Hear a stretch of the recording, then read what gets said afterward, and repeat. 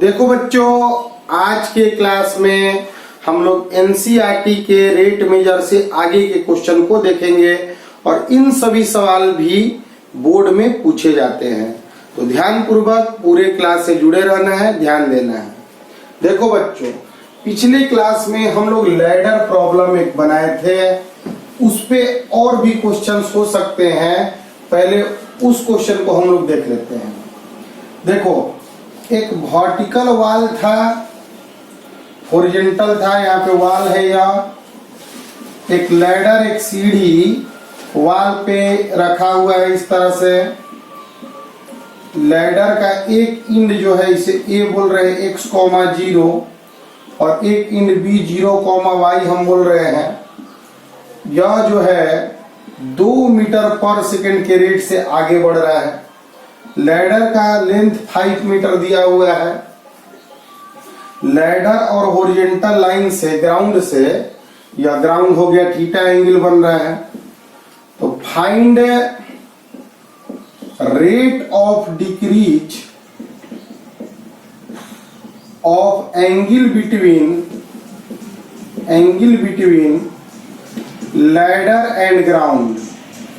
Ladder और ground के बीच में जो एंगल बना वह किस रेट से घटते चला जाएगा, ऐसा सवाल भी आता है। ध्यान दोगे बच्चों, किसी स्थिति में एक्स एक्सिस लैडर का एक एंड, इसे हम एक्स एक्सिस ट्रीट करते हैं और इसे वाई एक्सिस ट्रीट करते हैं। एक्स एक्सिस से यह जो है एक्स कोऑर्डिनेट डिस्टेंस पर है और इसे हम वाई कोऑर्डिनेट डिस्टेंस पर ले लिए। तो लेट, पहले सवाल पहले समझ गए कि नहीं? सवाल यह है कि एक लैडर है, उसका एक इंड ए है, दूसरा इंड बी है। एक इंड हम x,0 मान लिए, दूसरा इंड 0,y मान लिए। यह इंड आगे बढ़ रहा है तो यह इंड नीचे गिरने लगेगा, जिसके कारण यह एंगल भी चेंज करने लगेगा। तो एंगल के चेंज करने का रेट हमें बताना है, ठीक है। ए ladder of length 5 meter is lean against a wall. If end of ladder on ground moves away from wall with speed 2 meter per second, then find rate at which angle between ladder and ground changes if distance of foot of ladder from wall is 4 meter. उस समय निकालना है जब यह 4 metre हो। तो देखो, पूरा कॉन्सेप्ट अब तुम क्वेश्चन को समझ गए, बोल भी दिए क्वेश्चन को।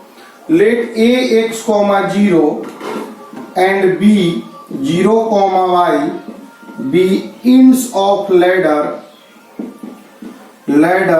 Eight any instant. किसी खास स्थिति में यह बात हम मान लिए। अब इसके बाद ए बी जो लेंथ दिया है मेरा 5 मीटर दिया है, इसके बदलने का, x के बदलने का रेट हमको दिया है। Rate of change of x मतलब dx/dt हमें दिया हुआ है क्या बच्चों? तो 2 मीटर पर सेकेंड। टू फाइंड क्या करना है? Rate of change of angle between ground and ladder मतलब dθ/dt निकालना है। कब? जब x 4 मीटर हो और y 3 मीटर हो। देखो बच्चों, ध्यान पूर्वक अगर तुम ध्यान दो तो थीटा में और x में मेरा क्वेश्चन हो गया। x के बारे में दिया है, थीटा के बारे में निकालना है। तो थीटा में और x में संबंध निकालने के लिए हम cos थीटा लिखते हैं तो x/5 होगा बच्चों। फिगर देखो, cos थीटा लिखोगे तो बेस बाई हाइपोटेनस x/5 लिख देंगे। Differentiating with respect to theta, with respect to time, तो d/dt ऑफ cos थीटा और 1/5 बाहर, d/dt of x minus sine theta dθ/dt। cos theta का डिफरेंशिएशन माइनस साइन थीटा लिख दिए, 1/5 dx/dt। साइन थीटा की value -y/5 होगी figure के अनुसार, और यहाँ पे है 1, यहाँ पे dθ/dt। D theta by D T, 1/5 D x by D T. 5 से 5 कैंसिल कर लो। जब निकालना है उस समय y की वैल्यू 3 है और dx बाई डी टी की वैल्यू है 2, तो D theta by D T आ गया -2/3 रेडियन पर सेकेंड, यानी कि angle decreases at rate of 2/3 radian per second. तो पूरे कॉन्सेप्ट को अगर समझोगे तो एक लैडर वॉल पे इस तरह है, या अगर आगे घसकते जाता है इस तरह से तो x बदलेगा तो y भी बदलेगा, उसके साथ थीटा भी बदलेगा। तो x के बदलने का रेट दे दिया और थीटा बदलने का रेट पूछेगा। देखो बोर्ड में जाने से पहले एक बहुत इंपॉर्टेंट बात है बच्चों, बोर्ड में हमें ऐसा क्वेश्चन नहीं मिलना चाहिए जो मेरे लिए नया हो। हमें हमेशा ऐसे क्वेश्चन बोर्ड में मिलने चाहिए जो हम पहले से बना के गए हैं। तो ऐसा होगा तब जब बहुत तरह के प्रॉब्लम का प्रैक्टिस होगा तुम्हें, तो ही तुम 100 स्कोर कर सकते हो मैथ में। तो एनसीईआरटी तो बुक सिर्फ x और y के बदलाव का दिया है, हम थीटा के बदलाव का भी तुम्हें निकाल दिए बच्चों। इसे नोट कर लोगे, बहुत ही अच्छा सवाल है। ठीक है, अब आगे बढ़ते हैं। देखो इसी सवाल में एक आगे सवाल हम तुम्हें दिखाते हैं, इसे नोट करो, कॉन्सेप्ट समझो। मैं तुम्हें रेट मेजर का कॉन्सेप्ट समझो कि वेरिएबल्स बहुत सारे हैं, एक बदल रहा है तो उसके कोरोस्पॉन्डिंग दूसरा भी बदलेगा। तो देखो बच्चों, इसमें लैडर में नेक्स्ट क्वेश्चन क्या होता है। लैडर में यही वर्टिकल वाल है, लैडर है 5 मीटर का। डाटा तो बदल सकता है ना बच्चों, 5 मीटर कुछ और भी दे सकता है। 5 मीटर का लैडर दिया हुआ है, यह वर्टिकल वाल है और यह ग्राउंड है। इसमें यह जो पॉइंट है किसी इंड पर, किसी स्थिति पर x,0 और इसे 0,y, यह x हो गया या y हो गया। यह 2 मीटर पर सेकंड के रेट से यह इंड आगे बढ़ रहा है। तो फाइंड करना है speed of mid point of ladder. बहुत शानदार क्वेश्चन है। Mid point of ladder, ladder का मिड पॉइंट जो होगा किसी स्थिति में, उसका हम लोग को स्पीड निकालना है। तो मिड पॉइंट अगर P मानते हैं तो वह x/2 y/2 होगा, x + 0/2 और y + 0/2 मिड पॉइंट निकाल लेंगे। इस पॉइंट का स्पीड हमें निकालना है। तो लेट पहले समझो, एक लैडर है जो 5 मीटर का है, वह वॉल पे लीन किया हुआ है, रखा हुआ है, और उसका जो इंड ग्राउंड पे है वह 2 मीटर पर सेकंड से वॉल से दूर जा रहा है। तो लैडर का जो मिड पॉइंट होगा उसका स्पीड हमें बताना है। क्वेश्चन समझ गए कि लैडर का यह इंड आगे बढ़ेगा तो यह इंड नीचे गिरेगा। तो पहले हम लोग x और y का स्पीड देख लेते हैं, फिर इसके बारे में बात करेंगे। तो ध्यान दो बच्चों, x,0 and b 0,y b ends of ladder at any instant, किसी इंस्टेंट पर a और b या हम लोग मान लिए। क्लियर है बच्चों। तो मेरा गिवन क्या क्या है उसको हम लोग देख देते हैं। गिवन है AB बराबर बाबू 5 मीटर, ठीक। उसके बाद मेरा दिया हुआ है कि dx/dt बराबर मेरा 2 मीटर पर सेकेंड। अभी हम dy/dt निकालना चाह रहे हैं। कब? जब x 4 मीटर है और y 3 मीटर है। क्योंकि देखो बच्चों, दिया हुआ आंकड़ा क्यों है, क्योंकि हर टाइम में अलग अलग रेट से गिरेगा यह। तो दिए हुए पोजीशन पर रेट निकलना है y के घटने का। तो देखो बच्चों, पहले तो यह क्वेश्चन हम पहले भी बता चुके हैं पिछले क्लास में। यह एनसीईआरटी का सवाल ही समझो।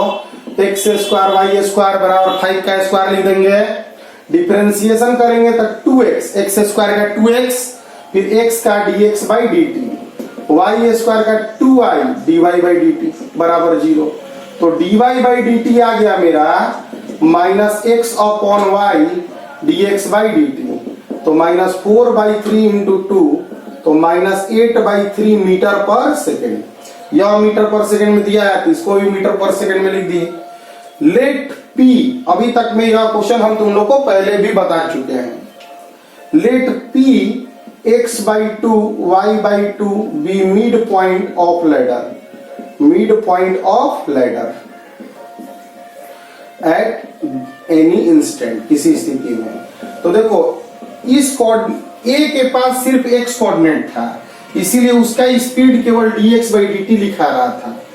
B पॉइंट के पास सिर्फ y कोऑर्डिनेट था, इसलिए उसका स्पीड dy by dt लिखा जा रहा था।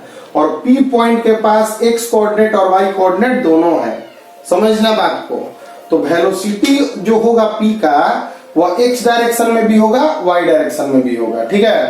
तो देखो यहाँ पे अगर हम ध्यान दें तो velocity of P in x direction जो होगा उसके x कोऑर्डिनेट, x पोजीशन का टाइम के अनुसार डिफरेंशिएशन होगा, क्योंकि वेलोसिटी बोलो या स्पीड बोलो, वेलोसिटी बोलो या स्पीड बोलो, वह डिपेंड करता है बच्चों पोजीशन पर। तो पोजीशन है x by 2, तो यहाँ वेलोसिटी होगा 1 by 2 dx by dt। तो 1 by 2 या vx लिख दो, 1 मीटर पर second. Velocity of p in y direction, y direction में कोऑर्डिनेट क्या है तो y by 2 है, तो 1 by 2 dy by dt।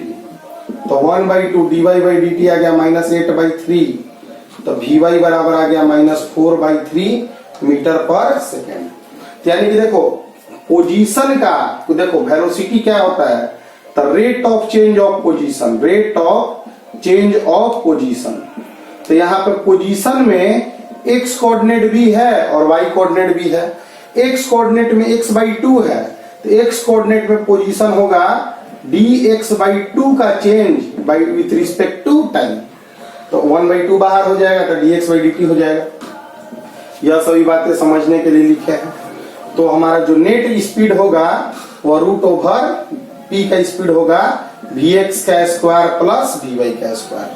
कि अगर किसी भी चीज का वेलोसिटी p का वेलोसिटी अगर वेक्टर फॉर्म में लिखते हैं तो x डायरेक्शन में 1i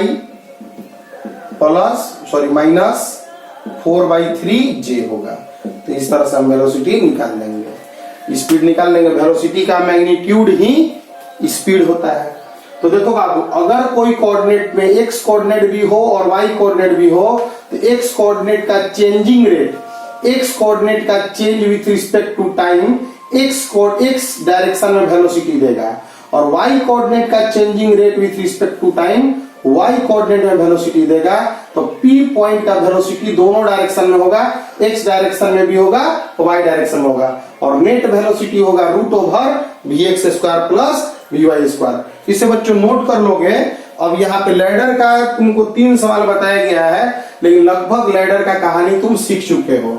इसमें पहला कॉन्सेप्ट यह होता है, सभी स्क्रीनशॉट लेके बच्चों वीडियोज रोक कर नोट बनाते जाना है। एनसीईआरटी के अलावा यह सब सवाल है, इसको भी बनाते जाओगे।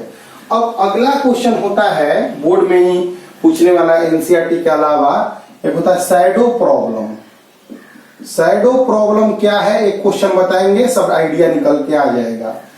देखो बच्चों, क्वेश्चन है 6 फीट का एक लैंप पोस्ट है, समझना 6 फीट का एक लैंप पोस्ट दिया हुआ है, 6 मीटर का, सॉरी 2 मीटर का एक मैन है, वह इससे आगे बढ़ रहा है 1 मीटर पर सेकंड की स्पीड से। लैंप पोस्ट जो है, एक लैंप पोस्ट है 6 मीटर का। अब कहानी है कि एक मैन ऑफ हाइट 2 मीटर, एक आदमी है जिसका हाइट है 2 मीटर, वह 6 फीट के लैंप पोस्ट से दूर हट रहा है 1 मीटर पर सेकेंड से।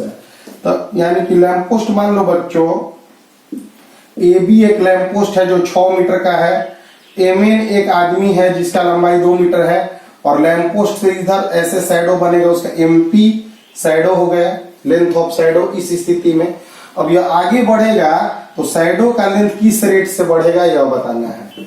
Find rate at which length of shadow increases।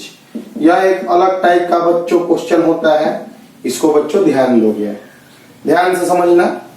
तो देखो पहले हम मान लिए x, लेट x बराबर distance of man from lamp post at any instant माने किसी स्थिति में लैम्प पोस्ट से डिस्टेंस आदमी का x है। तो यहाँ आदमी अगर आगे बढ़ रहा है तो यहाँ यह पर्सन यहाँ बढ़ेगा तो यह डिस्टेंस बदलते चला जाएगा, यानी dx by D T x के बदलने का rate he speed of man है, स्पीड ऑफ मैन। सोचो बच्चों, यहाँ पे एक आदमी है आगे बढ़ते जा रहा है और यह डिस्टेंस x है, तो यही x बढ़ते चला जाएगा डिस्टेंस। तो यानी कि देखो स्पीड के बारे में, वेलोसिटी के बारे में पहले समझना है, तो rate of change of position होता है dx बाई dt कहते हैं। Change in position by with respect to time को ही हम स्पीड या वेलोसिटी बोलते हैं बच्चों। एक डायरेक्शन में तो v बराबर आ गया dx बाई dt, तो speed of man dx by dt दिया गया है 1 मीटर पर सेकेंड। ठीक है, अब उसके बाद क्या दिया है बच्चों, y बराबर length of shadow at that instant, length of shadow at that instant, उस स्थिति में लेंथ ऑफ शैडो हो गया y। टू फाइंड, हमें फाइंड क्या करना है, शैडो के बढ़ने का रेट, मतलब dy बाई dt। क्लियर है बच्चों? तो देखो mn हो गया मैन जिसका हाइट 2 मीटर है, और ab हो गया लैम्प पोस्ट हो गया जिसका हाइट 6 मीटर है। ठीक, इस लेंथ को हम लोग y माने हैं। अगर हम यहाँ थीटा मान लें फिगर में, तो देखो tan थीटा बराबर, डायग्राम के आधार पर देखो tan थीटा बराबर अगर हम लिखेंगे तो 6 by X plus Y, 6 by X plus Y दिख रहा है, 6 by X plus Y. tan theta होता है लंब बटा आधार p बाई b के जगह यहां से यहां का लेंथ है x प्लस वाई और यह है 6। और tan थीटा एक छोटा सा ट्रायंगल में अगर लोगे तो 2 बाई वाई आएगा। अरे बाबू एक बात तो समझो, dx बाई dt दिया हुआ है और dy बाई dt निकालना है, तो ऐसे क्वेश्चन में x y में रिलेशन चाहिए। तो जो फिगर हम डायग्राम ड्रा किए उस फिगर के आधार पर हम लोग यह पता है, यह इस सब के बीच में रिलेशन चाहिए, माने P पता है और B के बीच में रिलेशन चाहिए। तो P और B का रिलेशन तो tan थीटा बेस्ट है। इसको आगे लिखेंगे 6y 2x प्लस 2y, तो 4y 2x हो गया, y बराबर 1 बाई 2 इंटू एक्स हो गया, तो dy by dt 1 by 2 dx by dt, तो 1 बाई 2 dx बाई dt है 1, तो हाफ मीटर पर सेकेंड। तो हाफ मीटर पर सेकेंड की स्पीड से लेंथ ऑफ शैडो मेरा बढ़ता है। फिर से क्वेश्चन एक बार डील करते हैं। एक लैंप पोस्ट है 6 मीटर का, एक आदमी है 2 मीटर का, या आदमी जो है मैन जो है लैंप पोस्ट से 1 मीटर पर सेकेंड से आगे बढ़ रहा है, तो यह लैंप पोस्ट आदमी का एक शैडो बनाएगा y, या y बनाएगा, इस y भी बढ़ते जाएगा, इसके आगे बढ़ने से x बढ़ेगा तो y भी बढ़ते चला जाएगा, आदमी दूर हो जाएगा, जब यहाँ पे आ जाएगा तो यहाँ पे शैडो भी लेंथ बड़ा हो जाएगा, तो लेंथ भी शैडो का बढ़ने लगेगा। तो वही हमें बताना है कि किस रेट से शैडो लेंथ बढ़ रहा है। रिलेशन एक्स वाई में चाहिए, dx बाई dt दिया है और dy बाई dt निकालना है। थोड़ा मेहनत करोगे क्वेश्चन बना लोगे। तो शैडो प्रॉब्लम पे इसी तरह का क्वेश्चन होता है। लैडर प्रॉब्लम पे एक क्वेश्चन एनसीईआरटी में दिया है और उसके आगे के सवाल हम तुम लोग को करा दिए हैं। ठीक है, अब एक रोड में सेपरेशन का प्रॉब्लम आता है बच्चों, वो भी बहुत अच्छा सवाल होता है, उसमें उसको भी हम बता देते हैं। ध्यान दो, क्वेश्चन को ध्यान पूर्वक समझा करो। क्वेश्चन पहले बोर्ड में आता है, उसे बढ़िया से पढ़ो, फिर आगे बढ़ोगे, बनेगा जरूर। पहले एनसीईआरटी कंप्लीट करना है, फिर अदर्स बुक्स में जाना है, और सब धीरे धीरे बनेगा। देखो क्वेश्चन है ना कि एक दो म्यूचुअली परपेंडिकुलर रोड है, 90 डिग्री है, दोनों एक दूसरा के परपेंडिकुलर रोड है। एक M1 पर्सन है और एक M2 पर्सन है, दोनों जंक्शन ऑफ रोड पे है। तो initially M1 and M2 are be two person standing at junction of two roads which are mutually perpendicular to each other. मतलब एक रोड ऐसे जा रहा है और एक रोड ऐसे जा रहा है, एक रोड ऐसे आगे जा रहा है, एक रोड ऐसे, दो आदमी खड़ा है, क्या यहाँ एक इस रोड पे चलने लगा, एक इस रोड पे चलने लगा। इस रोड पे चलने वाले आदमी का स्पीड v है और इस रोड पे चलने वाले आदमी का स्पीड v है। तो find rate of separation, find rate of separation, separation का रेट हमें निकालना है। तो ध्यान से समझो बच्चों, शुरुआत में t बराबर 0 पे m1 m2 दोनों यहाँ पे है। समझो, two persons are standing at junction of road which are mutually perpendicular to each other.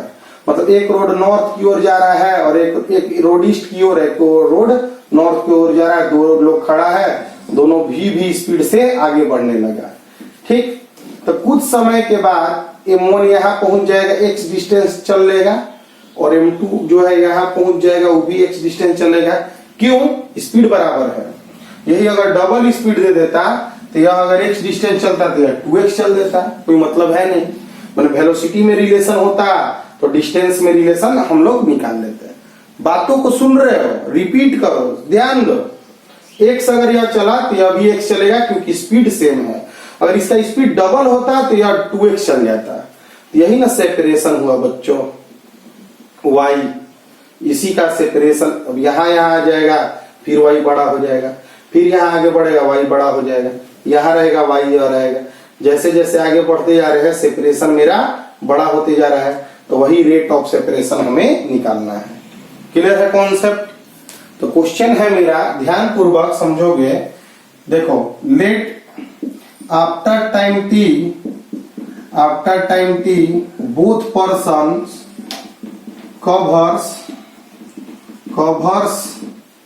cover distance x on respective routes पे x डिस्टेंस चला, y बराबर सेपरेशन एट दैट इंस्टेंट, उस स्थिति में सेपरेशन हम लोग y मानेंगे। गिवन है मेरा x के बदलने का रेट हमें भी पता है और y के बदलने का रेट हमें बताना है। रेट ऑफ सेपरेशन बताना है और x बदलने का रेट तो भी पता है।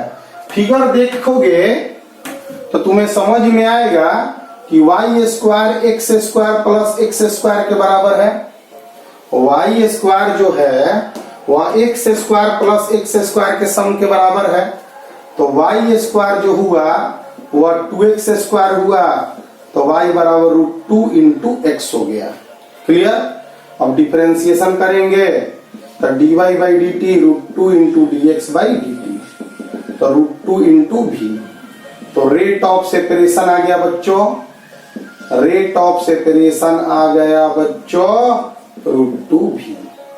अब नेक्स्ट क्वेश्चन इसी पे है कि दोनों रोड एक दूसरा से 60 डिग्री एंगल पे होते हैं। m1 इस रोड पे चलता v स्पीड से और m2 इस रोड पे चलता v स्पीड से। क्लियर? तो कुछ समय बाद अगर यह x डिस्टेंस चल लेता तो यह भी x डिस्टेंस चल लेता, यह सेपरेशन होता y। तो यह बराबर है और एक एंगल 60 डिग्री है, तो यह इक्विलैटरल ट्रायंगल बन जाएगा। तो इस स्थिति में y बराबर x होगा और dy by D T dx by D T हो जाएगा, जिसका वैल्यू v आएगा। तो रेट ऑफ सेपरेशन v होगा। तो 90 डिग्री पे तो फॉर्मूला था, 60 डिग्री में तो इक्विलैटरल ट्रायंगल बन गया, यह लेंथ 60 डिग्री तक सब बराबर हो जाएगा। लेकिन अगर 60 डिग्री ना होके कोई और एंगल दे देता तो हम कैसे बनाते क्वेश्चन को, इसे हम समझा रहे हैं बच्चों, ध्यान समझो। या यही x ना होता या 2x होता तो फिर तो इक्विलैटरल ट्रायंगल नहीं बन पाता। तो ऐसे क्वेश्चन को भी समझा रहे हैं, ध्यान से समझो। इसे नोट कर लेना है बच्चों, आगे बढ़ रहे हैं, ध्यान दो। इसी पे रोड प्रॉब्लम पे ही, road problem, shadow problem, ladder problem, यह चीजें आज हम तुम्हें सिखाए हैं, ध्यान पूर्वक समझना है। देखो, तो क्वेश्चन है, क्वेश्चन दिया हुआ है कि दो रोड है, दोनों 45 डिग्री एंगल पे है। यह v स्पीड से m1 चल रहा है और m2 भी v स्पीड से चल रहा है।